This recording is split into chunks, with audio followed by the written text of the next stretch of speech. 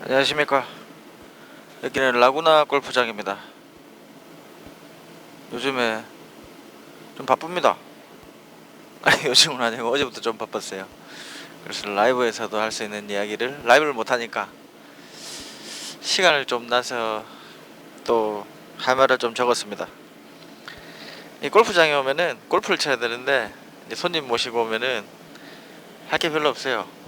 연습 뭐 조금 하고 끝이에요. 또 더워갖고 못하겠어요. 자, 오늘은 끝까지 한번 들어보셔야 돼요. 오늘은 끝까지 들으셔야지, 아, 얘가 무슨 말을 하려고 하는구나, 끝까지 들으실 수 있어요. 아, 끝까지 들으셔야, 야, 얘가 무슨 말을 하려는구나 라는 거를 알 수가 있습니다. 옛날 얘기 좀 해야 될 것 같습니다. 저는 이제 한국 생활을 만 40세에 딱 포기했거든요. 딱 40년만 살고 한국에 왔습니다.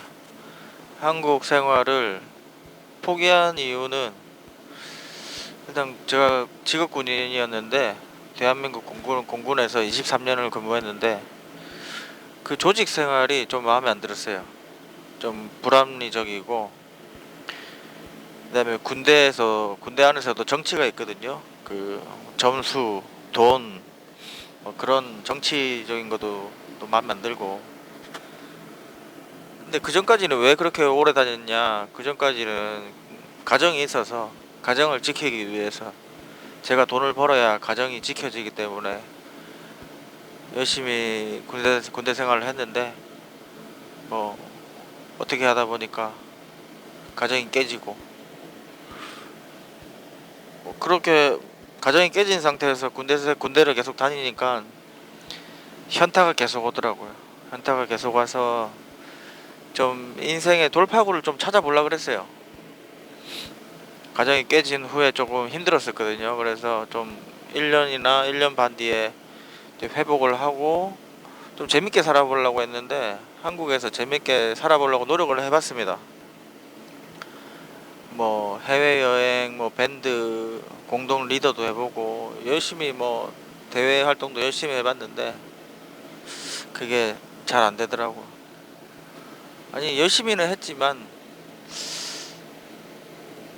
일단 한국에서는 안 되겠더라고. 일단은 더 이상 연애는 안 되겠더라고요. 그러니까 나이도 있지, 한번 갔다 왔지, 재산도 없지, 외모도 시원찮지, 뭐 이래저래 하니까 안 되겠더라고. 그래서 베트남에 온 건 아닙니다. 그래서 베트남에 온 건 아닌데 그냥 무작정 그만두고 싶었어요. 그냥 군대 생활을. 그냥 이제 일을 안 하고 싶었어요. 어떻게 하면은 남은 인생을 조금 편하게 살까, 즐겁게 살까, 그런 연구를 좀 하다가, 계속 고민하다가, 근데 제 생각을 이제 친구들한테 얘기하면은 다 또라이래. 그래서 계속 접었어요.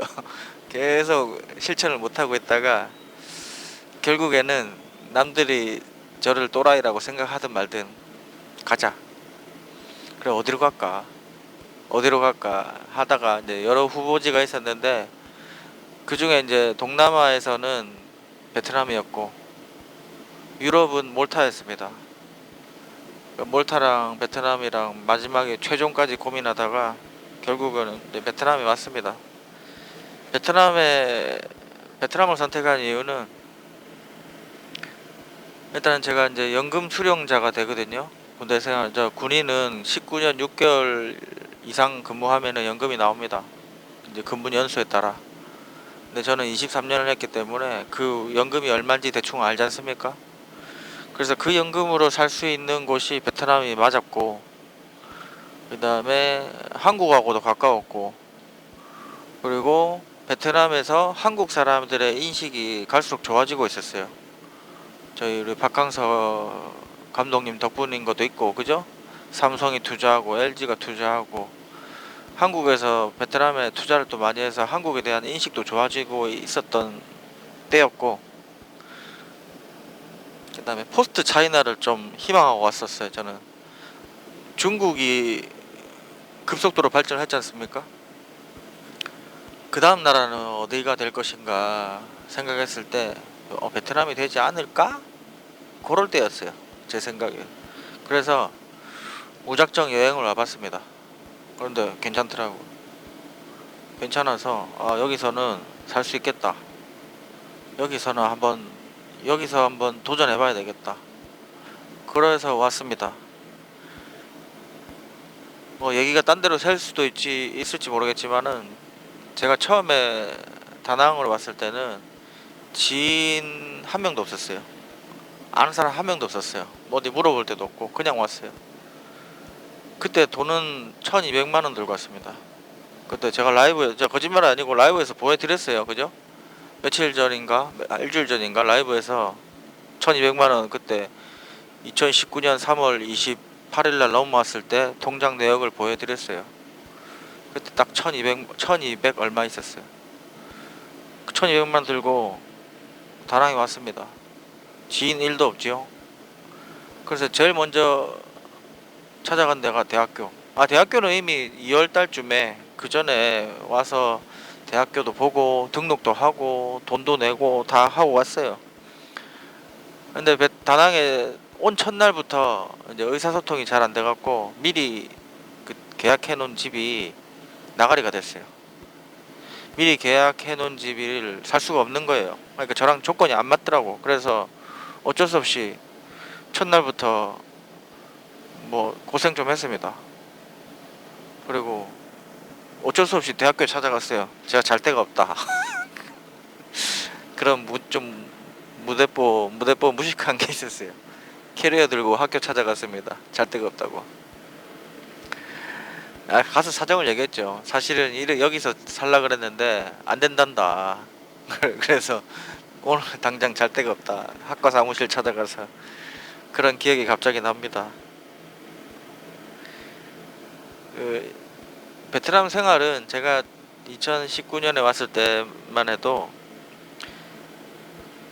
생활비가 쌉니다. 여기는 뭐 일단은 뭐 먹는 거 있지 않습니까? 쌀국수, 뭐 반미, 껌가 이런 거 간단한 서민 음식 먹으면 되게 쌉니다. 아직도 쌉니다. 이렇게만 먹으면은 식비를 엄청 줄일 수가 있어요. 그리고 베트남 다낭 월세도 마찬가지고 당연히 풍경이 좋은 데는 비싸고 당연히 로컬 지역 가면 쌉니다. 그래서 자기 주머니 사정에 따라 일을 안 하고도 살 수가 있어요. 근데 마음속에 한켠에 그런 게 있더라고요. 제가 아까도 영상 초반에 말씀드렸지만은 제가 유럽 여행 공동 리더까지 한 사람이에요. 그래서 유럽 여행을 되게 좋아합니다. 자유여행도 되게 잘 가고 그런 계획을 짜서 자유여행으로 가서 약간 좀 겁이 좀 없는 것 같아. 저 해외에 대한 그런 게 좀 여행하면서 그렇게 좀 생겼는데 하여튼 유럽 여행을 좀 좋아합니다. 미국 여행이든 유럽 여행이든 하여튼 좋아해요. 좀 그 볼거리가 좀 많은데 가는 걸 좀 좋아해요. 그런데 제가 연금만 까먹고 살면은 그렇게 못 살겠 그렇게 다시는 여행 못 가겠더라고요. 그러니까 연금 얼마 안 되지 않습니까? 그거에서 월세 내고 뭐 밥 사 먹고 또 학비 내고 이렇게 하면은 남긴 남지만 뭔가를 할 수가 여기서 더 발전을 못 하는 거죠. 그냥 현상 유지만 가능한 거죠. 그래갖고 또 그때는 제가 뭘 돈 벌 수 있는 방법을 모르겠더라고요. 아니 여기 와서 뭐 하루 세끼 먹고 그 잠은 어디서 잘 수 있겠는데 돈은 어떻게 벌어야 될지 모르겠더라고요. 근데 돈 벌려고 온 건 아닙니다. 처음부터 사업 구상을 하고 베트남에 온 것도 아니고 그냥 처음에는 무작정 왔는데 근데 돈 생각이 슬슬 나더라고요. 대학교 다니고 있으면서도 대학교 1학년 때부터 다니고 있었는데 근데 뭐 막연하게 돈을 좀 더 벌어야 되겠지라고 생각은 했지만 어떻게 할 방법을 몰라서 그래서 베트남어를 계속 공부했어요. 그냥 계속 베트남어만 열심히 했어요. 하다 보면은 길이 열리겠지. 하다 보면 길이 열리겠지. 원래 제가 제 생각은 그렇습니다. 인생이 계획대로 안 되더라고. 뭔가 하다 보면은 뭔가 자꾸 하다 보면은 얻어 걸리고 뭔가 하다 보면은 얻어 걸리고 그렇지 않습니까? 제가 20대 초반에 제가 40대 중반에 아마 베트남에 살 거야. 누가 이렇게 계획합니까? 30대 후반에 가정이 깨질 거야. 가정이 깨질 거라고 생각하고 결혼하는 사람이 있습니까? 아니잖아요. 인생이 원래 계획대로 하나도 안 됩니다. 그래서 돈 벌 계획도 못 세우겠더라고요. 어떻게 해야지 못 세웠는데 그냥 단순하게 무식하게 베트남어 공부하다 보면 뭔가 될 거야. 그렇게 해서 베트남어 공부만 했어요. 베트남어 공부하다가 베트남어 공부를 많이 하면은 좋은 점이 베트남 친구가 많이 생깁니다. 제가 아까 처음에도 말씀드렸다시피 저는 다낭에 지인이 1도 없었어요. 1도 없었고 대학교를 가면은 그때 학생이 그때 한 7명 정도 있었는데 저랑 나이 비슷한 분은 한 분뿐이고 나머지는 저보다 다 어리고 해서 어린 친구들이랑은 일단은 생각하는 개념이 달라서 그다음에 좀 같이 못 놀겠고 그때 연배가 비슷한 형님은 되게 바쁘세요. 바쁘셔갖고 놀아달라는 소리를 못 하겠고 그래서 친구가 없었어요. 학교 만날 때 한국인들 만나긴 하지만 그냥 공부만 하고 그냥 간단한 정도지 뭐 방과 후에 같이 놀러 다닌다든지 같이 뭐 즐긴다든지 그런 건 하나도 없었어요. 그래서 그냥 집에 가도 공부만 했어요. 그러다 보니까 제가 이제 베트남 친구가 자꾸 생기더라고. 어, 그래서 베트남 친구가 좀 많이 넓어졌습니다. 이게 친구가 나와바리가 좀 넓어졌어요. 저도 이제 베트남 친구를 많이 사귀어야 되겠다라는 생각을 해갖고 옛날에 또 뭘 했냐면은 한국어를 무료로 가르쳐 주겠다. 그런 거를 이제 페이스북에 뭐 이렇게 해갖고 클럽 같은 거 있지 않습니까? 페이지 이런 거 하나 만들어갖고 거기다가 이제 광고를 하고 그래서 공짜로 가르쳐 준다고 하니까 학생들이 되게 많이 왔어요. 그래서 거기서 이제 괜찮은 친구들도 만나고 뭐 계속 이렇게 베트남 친구들과 인맥이 계속 넓어졌었어요. 그러던 그러던 한 찰나쯤이에요. 이제 베트남 사람들하고 얘기도 많이 하고 이제 베트남에 대해서 조금 아직 다 모르지만 지금도 다 모릅니다. 다 모르지만 이제 조금 옛날보다는 조금 어리버리 안 할 때쯤에 마사지 샵을 하고 있던 친구를 만나요. 근데 그 친구는 한국 손님이 뭐 자기 마사지 샵에 많이 오니까 저한테 한국어를 배우고 싶어서 뭐 어떻게 이렇게 하다가 친구가 됐어요. 그래서 그 친구 덕분에 마사지 샵을 차렸어요. 근데 그 친구가 정말 싸게 해줬거든요.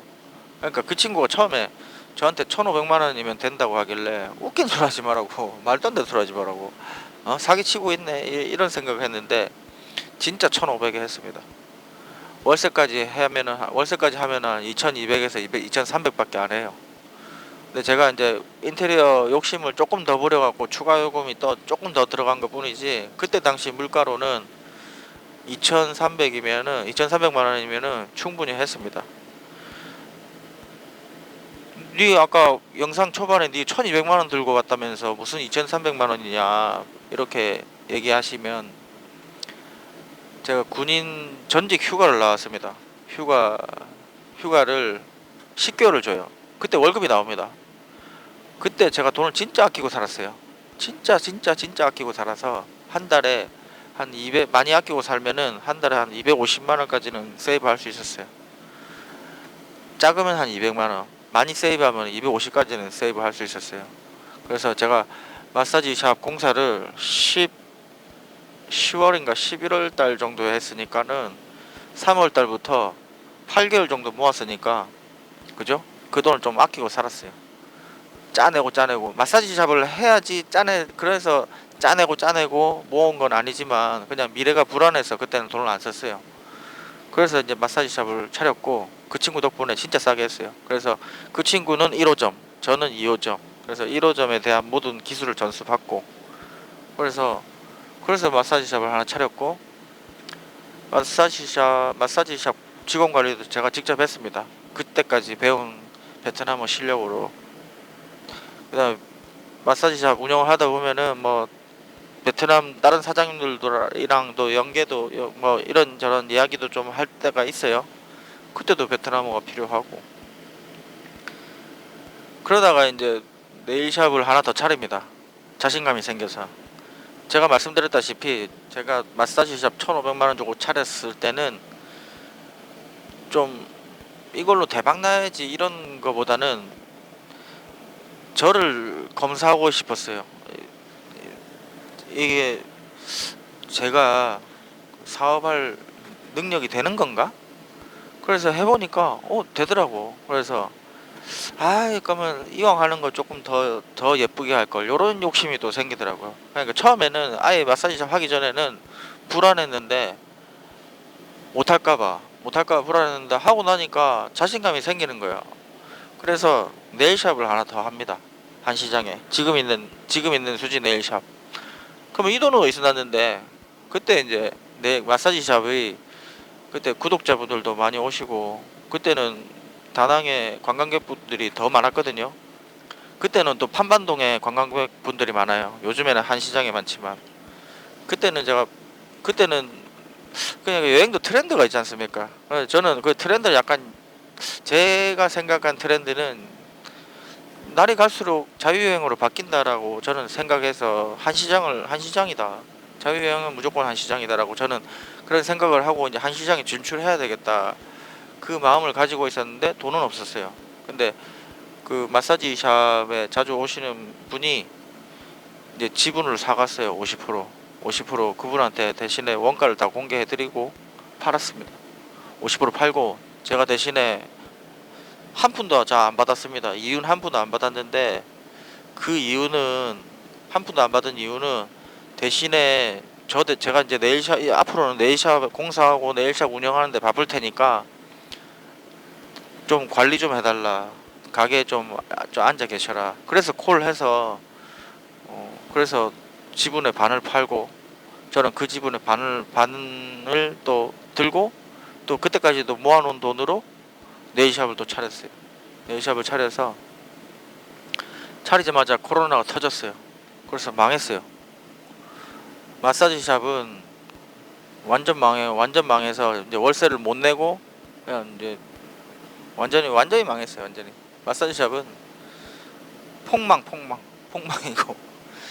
그럼 네일샵이 남았지 않습니까? 네일샵은 그 월세를 1년치를 냈거든요.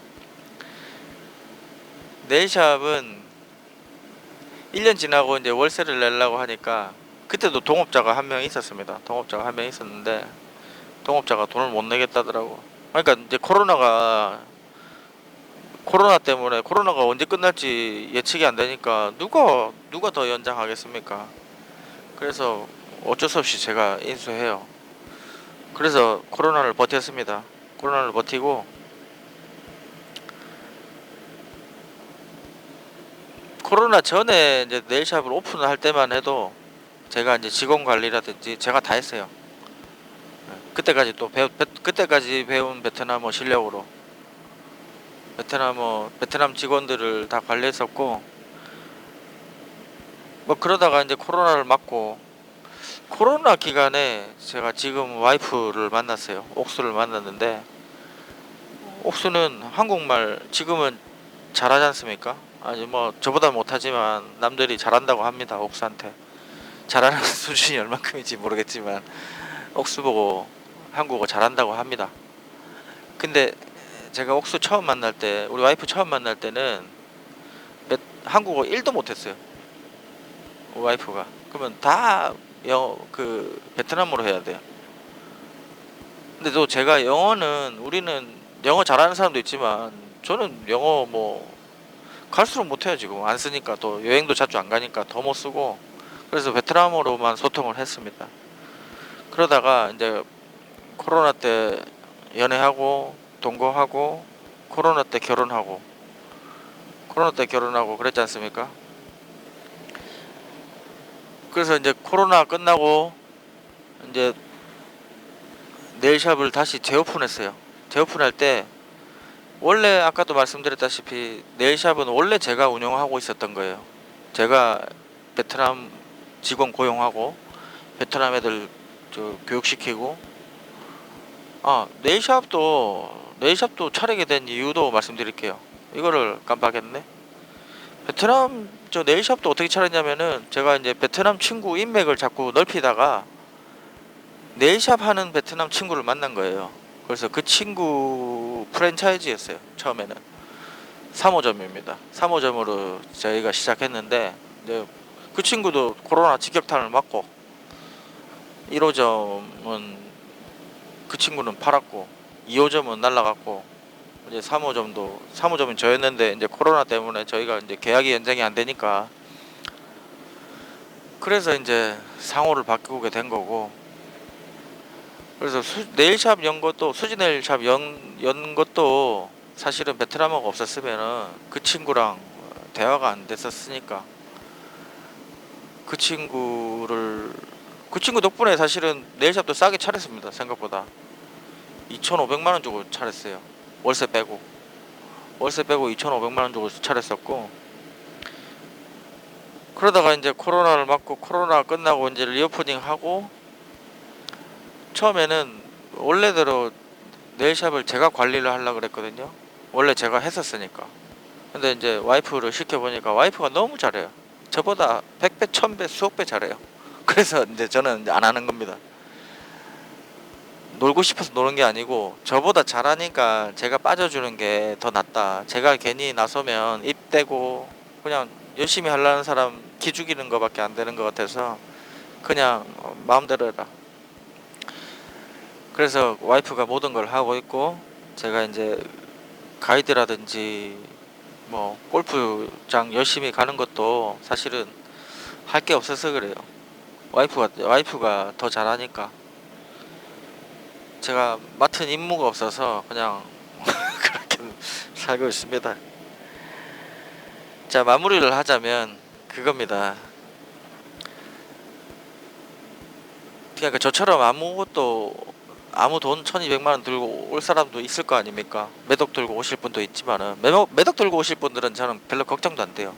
알아서 잘 하실 거니까. 저 같은 케이스, 돈도 없고 그냥 돈은 없는데 그냥 무대 보고 무식하고, 근데 남 도움은 받기 싫고, 괜히 또 해외에서 한국 사람 만나면 사기나 당할 것 같고, 그런 분들한테 추천드리는 거는 베트남어입니다. 베트남어를 해서 베트남 로컬 친구 네트워크를 직접 만드셔야 돼요. 뭔 말인지 압니까? 이게 이해가 안 되면은, 자, 한국인 네트워크는 어떻냐면은, 야, 너 몇 년 차야? 이렇게 된다고. 저 다낭에 온 지 몇 년 차야? 아니면은 나이가 높고 작고, 재산이 높고 작고, 이런 한국 사람들끼리는 이 서열 문화가 조금 있어요.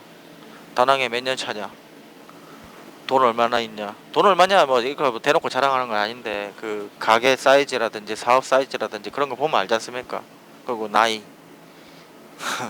진짜 이거는 우리 한국 분들은 동방예의지국에서 살다가 오셔갖고, 이게 예의가 엄청 중요합니다. 그죠? 인사도 잘해야 되고 예의도 잘 지켜야 되고.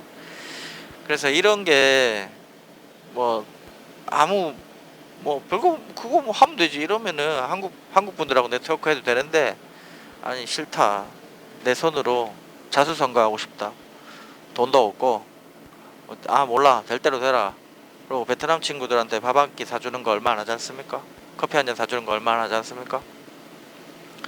그래서 본인만의 베트남인들과의 네트워크를 쌓다 보면은 소 뒷걸음치다가 얻어 걸릴 수도 있다. 제가 그런 케이스니까. 아까도 영상 초반에 말씀드렸다시피, 저는 여기서 결혼해야지, 마사지샵 해야지, 헬스장 해야지, 헬스장은 사기당했지만 헬스장 해야지, 네일샵 해야지, 하나도 계획 안 하고 왔습니다. 그냥 몰라, 그냥 베트남어 공부하다 보면 어떻게 되겠지, 그냥 그렇게 단순하게 와서 지금 만 4년, 산지가 만 4년이 좀 됐고, 만 4년 됐나? 아 올해 이번 달 말이면 딱 만 4년이 됐네요. 그러다 보면 4년을 돌이켜 보니까 제가 이렇게 이 자리 제가 하여튼 처음에 2019년 3월에 왔을 때랑 제가 제 지금 모습하고 비교해 보면은 지금 제가 훨 좋아요. 왜냐면 시간적으로도 여유가 있고 뭐 운동도 좋아하는 운동도 뭐 하고 싶으면 다 할 수 있고 먹을 수 있는 거 먹을 수 있고 또 좋은 집에서 살고 있고 훨씬 그러니까 남들이 보기에는 훨씬 좋아요. 그리고 또 와이프랑 또 결혼해서 또 잘 살고 있고 옛날 모습하고 지금하고 비교하면 훨씬 완전 다릅니다. 그때는 완전 생거지였고 지금은 뭐 그래도 뭐 부자는 아니지만 생거지는 아닌 것 같습니다. 소주 한 병 사 먹을 정도는 돈이 있어요. 옛날에는 소주 한 병 사 먹을 돈이 없었어요. 소주 한 병에 6,000원 기겁을 했습니다. 저는 옛날에 뭐 이렇게 비싸 말도 안 돼. 소주 한 병에 6,000원 7,000원 하면은 저는 절대 안 사 먹었어요. 그 정도로 돈이 없었어요. 근데 요즘에는 소주 한 병 6,000원 7,000원 사 먹을 수 있어요. 얘기가 자꾸 딴 데로 새는데 자 그래서 자수성가 하려면 베트남 네트워크를 스스로 만들어야 된다. 요거 남이 해주는 건 없습니다. 남이 만들어주는 거는 좋은 거는 남이 다 합니다. 좋은 걸 야 이거 돈 되니까 너 해봐 이렇게 절대 안 해요. 잘 생각해 보세요. 돈 되는 거는 본인이 직접 하지 돈 되는 걸 왜 남한테 소개해줘요. 그래서 돈이 되든지 행복해지든 거든지 본인한테 도움이 되는 거는 본인이 직접 찾아야 돼. 그래서 직접 찾으려면 어떻게 되냐? 남이 떠먹여 주지 않습니다. 좋은 거는 절대 안 줘요. 안 좋은 거 귀찮은 것만 하라 그러지.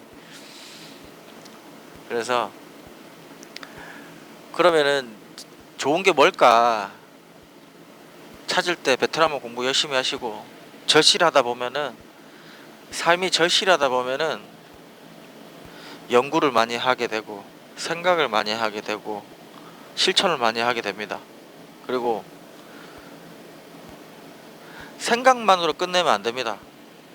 생각만 하고 이게 맞다 틀리다 미리 예측할 필요가 없다. 그럴 때도 있지만 그럴 때도 있어요. 근데 너무 생각만 하면은 이 진척이 안 됩니다. 그래서 가끔은 저처럼 무대뽀식으로 질러 봐야 돼요. 아 몰라 뭐 안 되면 말고 식으로 뭐 잃을 거 없다 안 되면 말고 그런 거 있지 않습니까? 그런 정신도 좀 있어야 잘못되면 나라 그러고 할 수도 있지만 그러면 저한테 책임져 달라고 하지 마세요. 자 오늘은 골프장에서 한 말씀 드렸고 감사합니다. 하여튼 베트남어 공부 열심히 하세요. 감사합니다.